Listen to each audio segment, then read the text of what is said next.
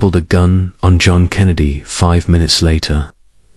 He was the one arrested. The night was heavy with silence, the kind that blankets a lonely highway and makes every sound sharper, more deliberate. John Kennedy, a U.S. Senator from Louisiana, gripped the wheel of his dark blue sedan, his eyes fixed on the stretch of asphalt illuminated by his headlights.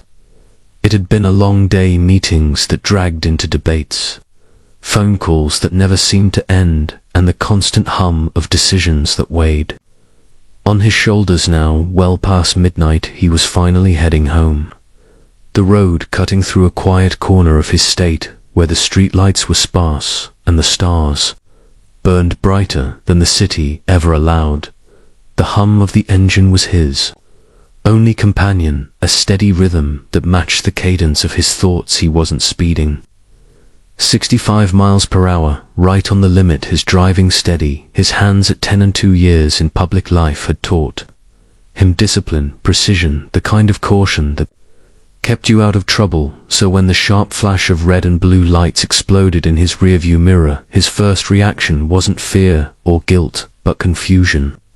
His brow furrowed, his gaze flicking to the speedometer, then back to the road. No mistakes. No infractions. He hadn't swerved, hadn't run a light. There was no reason for this, yet the police cruiser behind him didn't waver its siren. Cutting through the night like a blade, Kennedy exhaled slowly, his jaw tightening as he signaled to the right, guiding his car onto the shoulder with the practiced ease of someone who knew the rules. He'd worked with law enforcement before, respected the job, understood the weight of a badge. This was routine, he told himself, just a quick check, a misunderstanding. But as the cruiser rolled to a stop behind him, its headlights bathing his car in a harsh white glare, a prickle of unease settled in his chest. Something about the way the officer was taking his time, too long, too deliberate, felt off. Kennedy adjusted his rear-view mirror, trying to catch a glimpse of the man behind him. The cruiser's door finally creaked open, and out stepped Officer Daniel Case, a figure cut sharp against the glow of the headlights. He wasn't tall, but his posture screamed authority, the kind that wasn't earned but demanded. His left hand rested on his belt, fingers brushing the holster of his firearm, while his right swung a flashlight back and forth, the beam slicing through the darkness. His boots crunched against the gravel as he approached each step. Measured, aggressive, Kennedy lowered his window, keeping both hands visible on the wheel, palms upturned in a gesture of compliance. "Evening, officer," he said, his voice calm, steady, the same tone he used in Senate chambers to diffuse tension. But Case didn't return the greeting. He leaned down, his flashlight sweeping across Kennedy's face, lingering too long. The beam blinding. "License and registration," he barked, his voice flat, chewing gum with a slow, deliberate rhythm that grated on Kennedy's nerves. No explanation, no courtesy, just a demand. Kennedy's eyes narrowed slightly. This wasn't how it was supposed to go. "May I ask why I'm being pulled over?" he said, keeping his tone even. Professional. Car stopped chewing for a moment, his head tilting as if the question itself was an insult. "License, registration." The words were slower this time, each one clipped a warning wrapped in them. Kennedy held back a sigh. He'd seen men like this before, small men with big egos, the kind who leaned on their badge to feel taller. But he wasn't here to argue, not yet. "All right, officer," he said, his voice still measured. "I'm reaching for my wallet in the center console." He moved slowly, deliberately, his right hand sliding toward the console while his left stayed on the wheel. He pulled out his wallet, flipping it open to reveal his driver's license, and beside it his Senate ID, the seal of the United States Senate. Unmistakable, even in the dim light. He held it out, expecting the officer's demeanor to shift for recognition, to soften the edge in the air, but Kins barely glanced at it. His eyes flicked to the ID, then back to Kennedy's face, his expression unchanging. "Cold senator, huh?" He said the word, dripping with skepticism, as if it were a title Kennedy had printed off the internet. Kennedy nodded once, his patience thinning, but his composure intact. Yes, sir. Now, can you tell me why I'm being stopped? Silence. Stretched between them, thick and heavy, broken only by the faint hum of the cruiser's engine. Kays chewed his gum, again, his jaw working slowly. Deliberately before he spoke, "Step out of the vehicle." The words hit like a punch, not because they were loud, but because they were wrong. Kennedy blinked, his mind racing to process the command. "Excuse me," he said, his voice still calm but sharper now, a thread of steel running through it. Kays took a half step back, his right hand now hovering near his firearm, his left still gripping the flashlight. "Step out of the car." The tension in the air thickened, pressing against Kennedy's ribs like a physical weight. He'd been in high-stakes situations before, committee hearings, public confrontations, even threats from those who didn't like his votes, but this was different. This wasn't a debate. This was a man with a gun, a badge, and an attitude that screamed trouble. Kennedy's pulse stayed steady, but his mind was already running through scenarios, calculating risks. He knew, the protocol knew his rights, but he also knew how fast things could spiral when a cop decided he didn't like you. "Officer, I've complied with your requests," he said, his voice low, deliberate. "I've shown you my identification. There's no reason for this. If there's an issue, let's call your supervisor." Cos, jaw flexed, irritation flashing across his face. "I don't need a supervisor," he snapped, his voice rising just enough to betray his temper. "I said, get out." Kennedy didn't move, not out of defiance, but out of caution. His instincts, honed over years of navigating power dynamics, told him this wasn't about a traffic stop. This was about control, about a man who saw a challenge in Kennedy's calm, in his title, in his refusal to cower. "On what grounds, Officer?" Kennedy asked, his tone unwavering, his eyes as locked on Kays for the first time. The officer hesitated, his lips parting as if searching for a response, but instead of answering, he did something worse. He took a step closer, the flashlight dropping to his side, and his right hand unfastened the snap on his holster. The click was soft, but it echoed in Kennedy's ears like a gunshot. "I don't have to explain myself to you," Kays said, his voice low. Dangerous, the air between them crackled, the weight of the moment pressing down hard. Kennedy's heart beat steady, but his mind was a storm of calculations. He'd read the reports, seen the news, stops like this going wrong, escalating in seconds, ending in tragedy. He wasn't naive. He knew the power a badge carried, and he knew the danger of a man who thought he was untouchable. "You do, actually," Kennedy said, his voice calm but firm, cutting through the tension like a blade. "You're required to articulate a reason for this stop, and for any further action. I'm a United States Senator, and I'm not stepping out until you tell me why." Kay's face twisted, a flash of anger breaking through his composure. "I don't give a damn who you are," he spat, his hand now resting on the grip of his gun. The flashlight beam swung wildly as he leaned closer, his silhouette looming in the window. "You think that ID means something to me? Get out, or I'll make you." The threat hung in this air, raw and unfiltered, and for the first time, Kennedy felt the weight of real danger, not the abstract kind he faced in politics, but the kind that came with a loaded weapon and a man who didn't care about consequences. Kennedy's fingers tightened on the wheel, not out of fear, but out of focus. He knew he had to stay in control to keep this from spiraling. "Officer, you're making a mistake," he said, his voice steady, his gaze unyielding. "You're escalating without cause. Let's de-escalate this. Call your supervisor, and we'll sort it out." Kays let out a low, humorless chuckle, the sound chilling in its arrogance. "The mistake," he said, "was thinking you could pull rank on me." And then, before Kennedy could respond, KS reached for the door handle, his fingers curling around it with intent. The click of the handle sent a jolt through Kennedy's body, not fear, not yet, but a sharp awareness that this was no longer a routine stop. His left hand shot out, gripping the inside handle to keep the door shut. "Step back, officer," he said, his voice firm, commanding, the kind of tone that had silenced rooms full of opponents. "You're out of line." Kays didn't move. If anything, his grip on the door tightened, his knuckles paling under the strain. "I said get out," he growled, his voice raw with the kind of authority that didn't ask for permission. Kennedy's mind raced, weighing his options. He could comply, step out, and hope.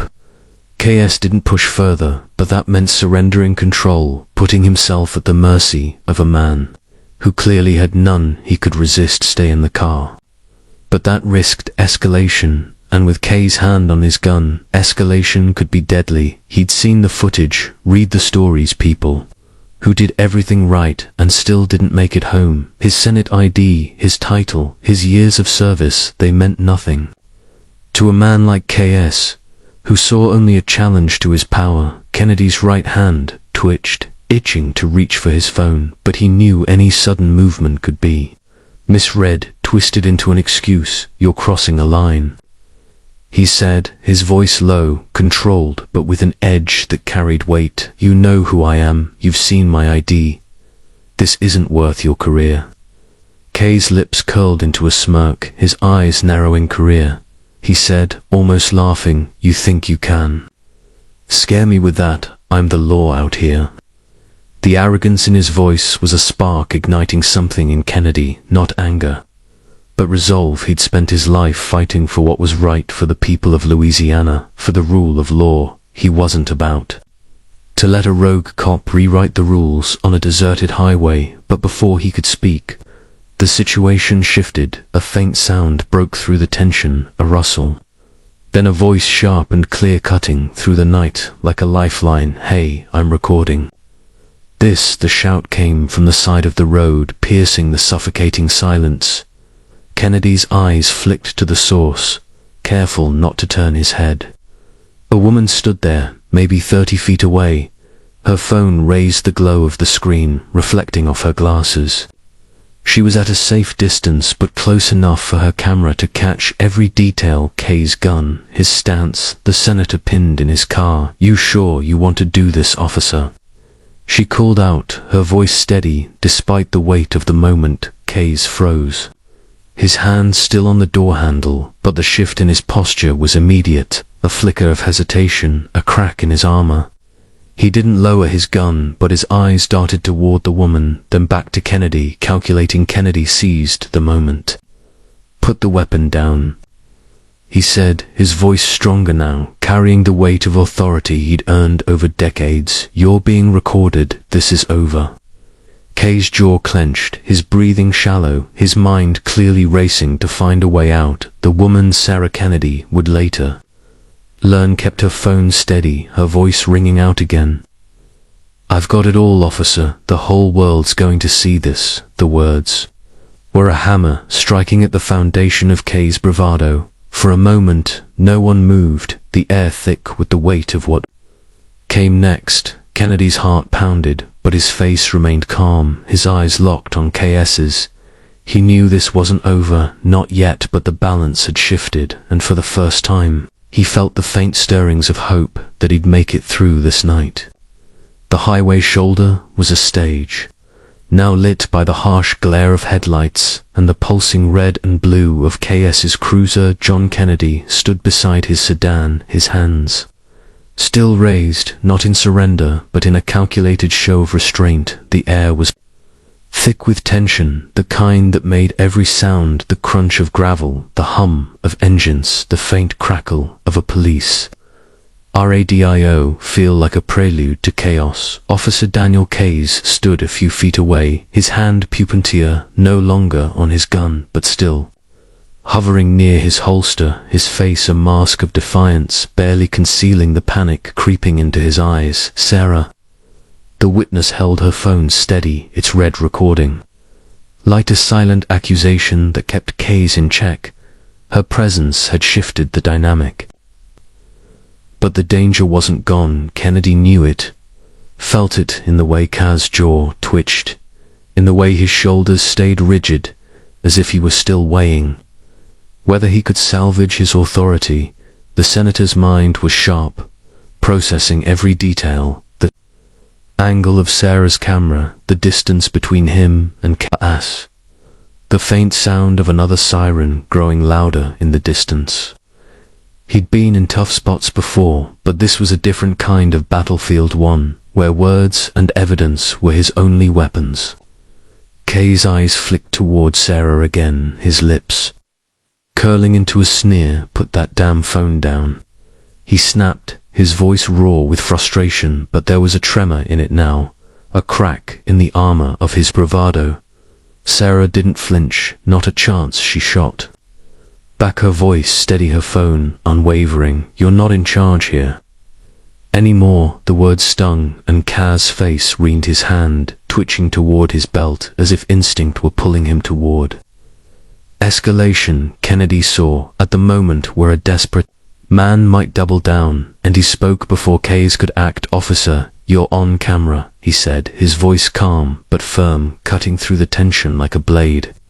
"Every move you make is being recorded. Think about what comes next." Kays' gaze snapped back to Kennedy, his eyes narrowing, but he didn't respond. The senator held his ground, his hands still raised, his posture open but unyielding. He wasn't just a man in a suit anymore.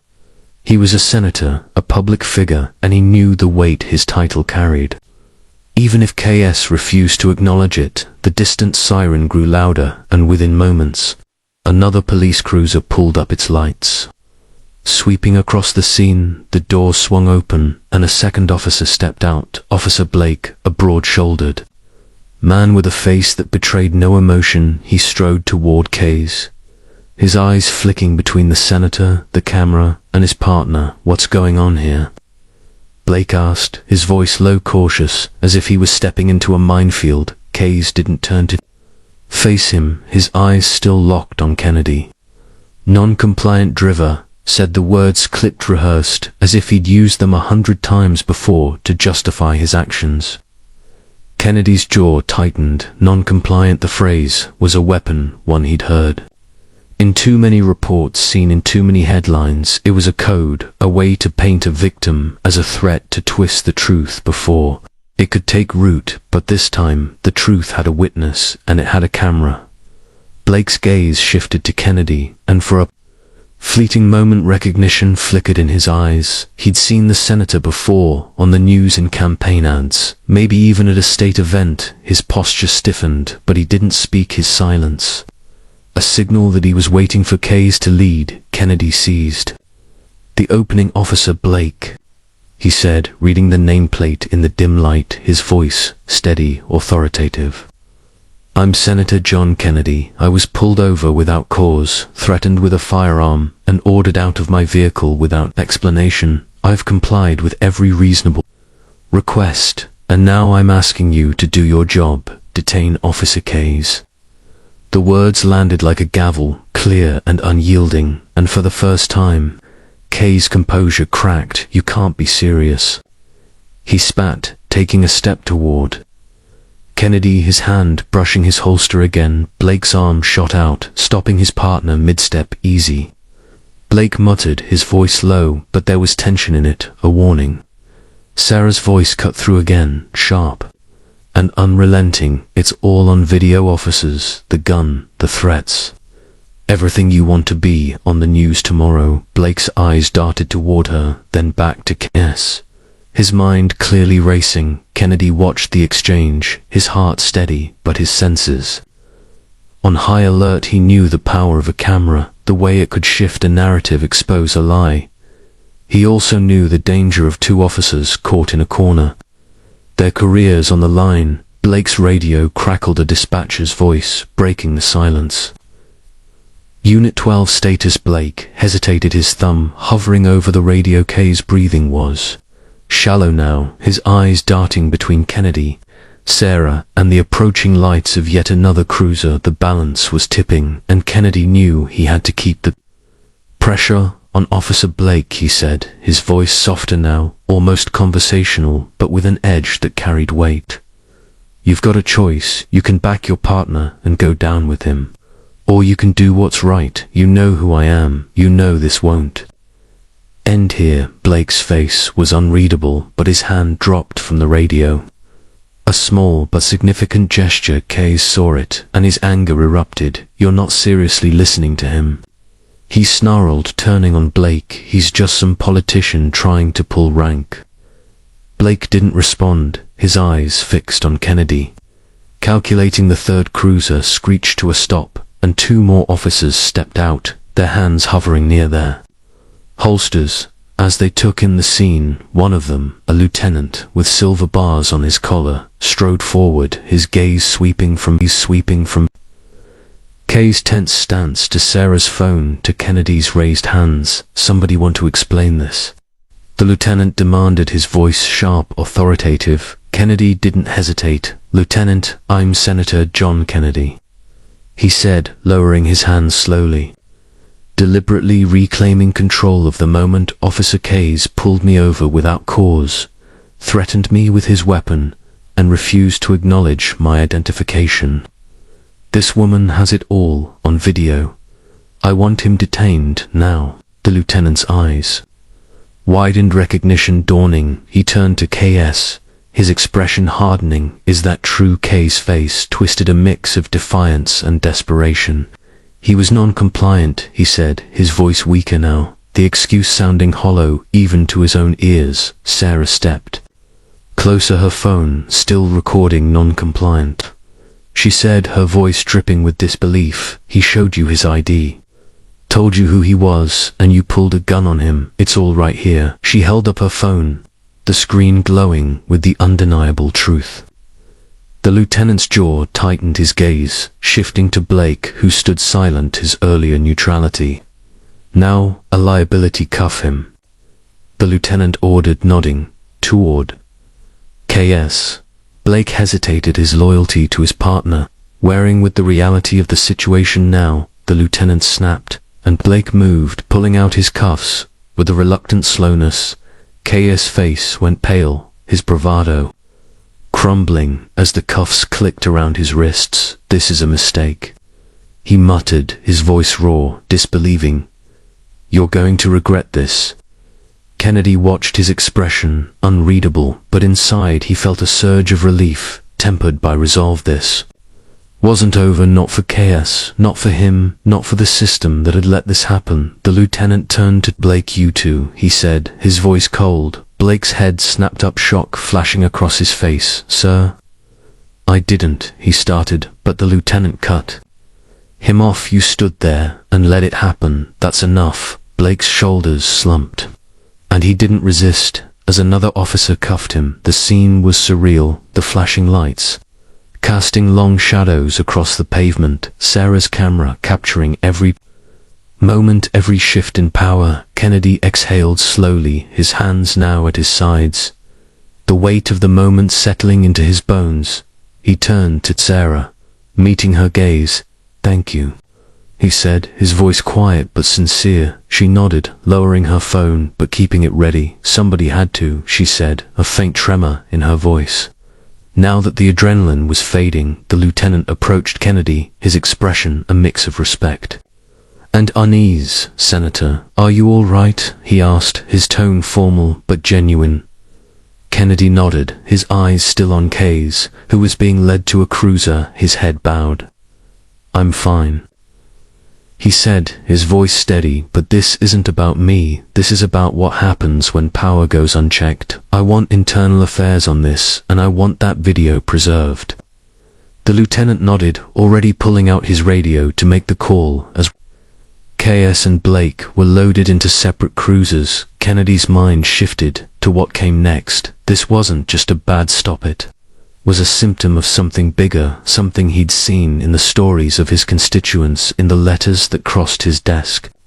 He'd always believed in the rule of law, in the men and women who upheld it, but tonight had shown him how fragile that system could be when the wrong people held the reins. Sarah's video was a weapon, one that could expose the truth, but it was Only the beginning. The cruisers pulled away, their sirens fading into the night, but Kennedy knew the real fight was just starting. He'd make sure Kay's faced consequences, not just for him, but for everyone else who'd faced a gun and a badge and didn't have a camera to save them. The morning after the highway incident, the world seemed to shift on its axis.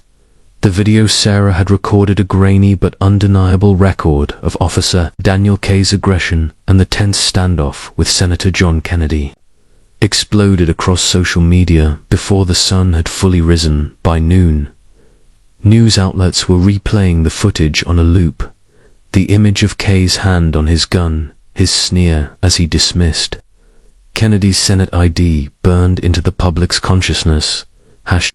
Multiplied oats poured in, and the Louisiana State Police headquarters was swarmed with reporters demanding answers. Kennedy sat in his office, a modest space lined with books and framed letters from constituents, his phone buzzing incessantly on the desk. He ignored it, his eyes fixed on a muted television screen where a pundit dissected the incident, gesturing wildly at a freeze frame of Kay's face. The senator's expression was unreadable, but his mind was racing, not with anger or vindication, but with a quiet, resolute determination. The night before had been about survival. Today was about accountability, not just for Kay's and Officer Blake, but for a system that had allowed their actions to go unchecked. For too long, he leaned back in his chair, his fingers steepled under his chin, and let the weight of the moment settle. This wasn't just his story anymore. It belonged to everyone who'd ever felt the sting of unchecked power. The fallout was swift. By mid-afternoon, the Louisiana State Police announced that Kay's had been stripped of his badge and charged with assault with a deadly weapon, a felony that carried the weight of years behind bars. Blake, his silent accomplice, was suspended indefinitely, his role as an enabler under scrutiny.